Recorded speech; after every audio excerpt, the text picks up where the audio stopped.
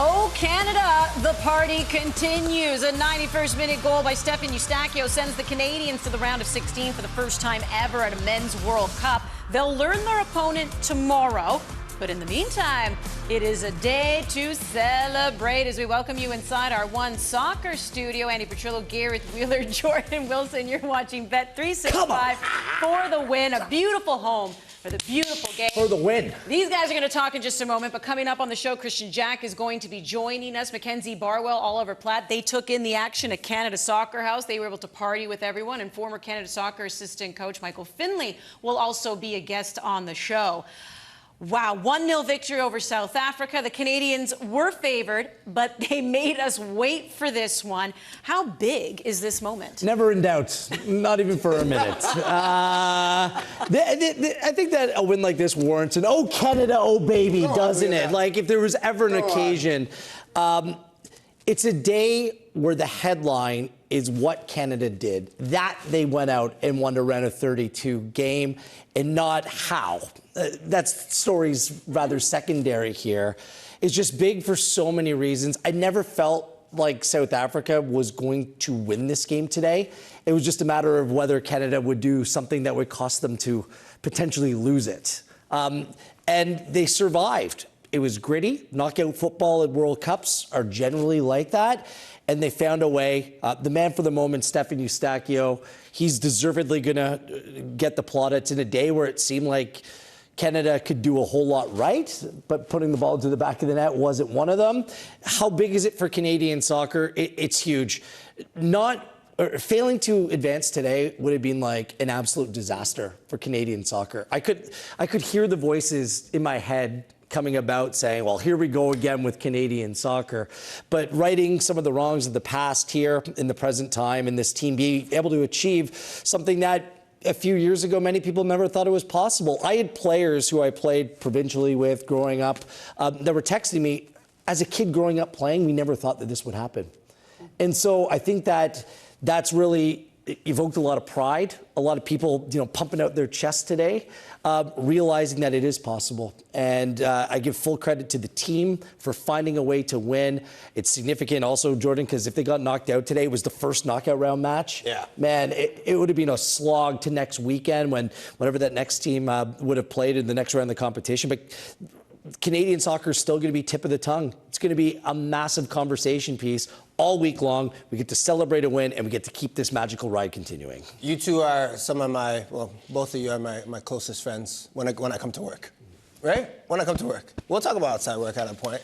I'll tell you about the noise I made when Stefan Eustáquio put that ball in the corner. I sound like Ric Flair. Whoa! Come on, baby! Only because this felt like a crossroads.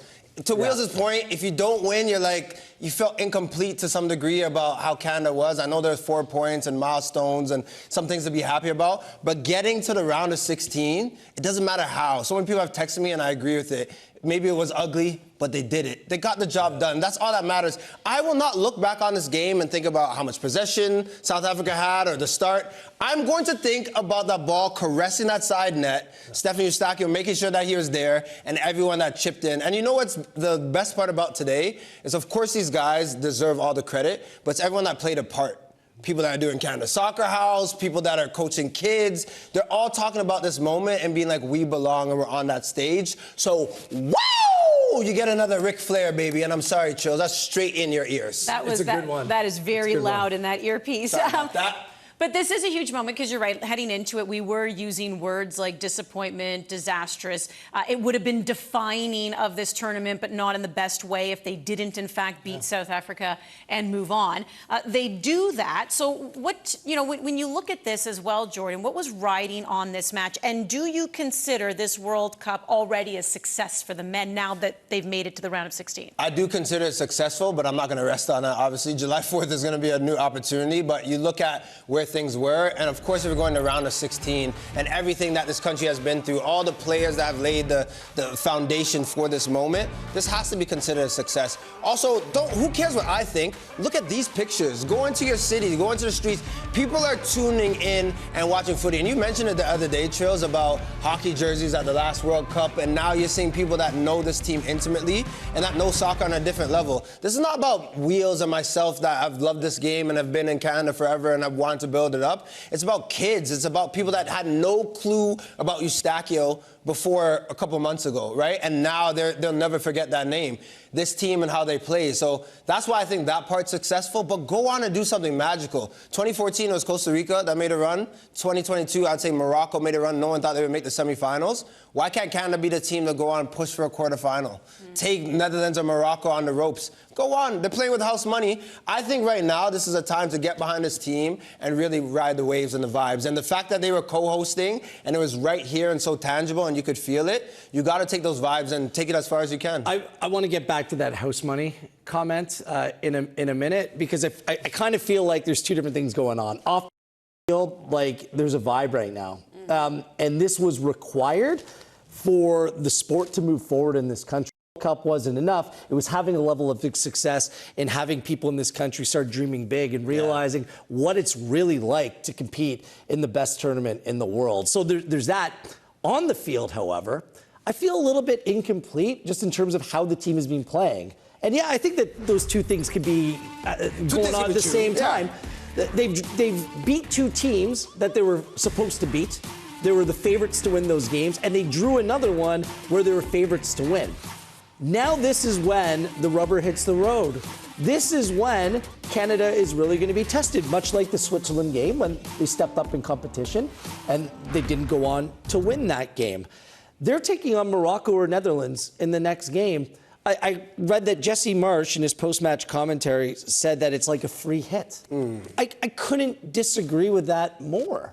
Like, you shouldn't be going into this game saying, well, we've gone this far, and anything after this, we're playing with house money. I disagree with that. You got to go into this game relentless. You got to go in as focused and as serious about this game like it's do or die all over again. Not this free hit. That's almost downplaying what he thinks of his own team right now. Like, so look, you disagree him feeling that way, but not media saying that? I disagree with the media saying that. I disagree with Jesse Marsh saying this is not a free hit. I'll say like, this, though. We've seen Canada over the course of the last few years play down to their competition at times, but we've also seen them play up to their competition.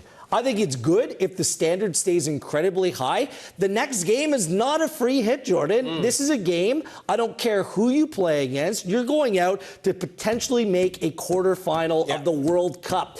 Spare me this free hit stuff. So I think we should be thinking big. That's why the games on the field, like today was a match that Canada had to win because they're the better team. Like, the better team did win that game, but if they hadn't have won, it would have been a significant disappointment, not only going out of the round, but going out to an inferior team. I'm curious to know what Jesse Marsh thinks, because I think when he says stuff like that, free hit, I don't maybe love. Free he's hit? saying house, World I don't Cup really love. Final 16? House money, though, basically saying you've gone further than people expected you to. No matter what, whether you're playing South Africa or not, you're going to the round of 16.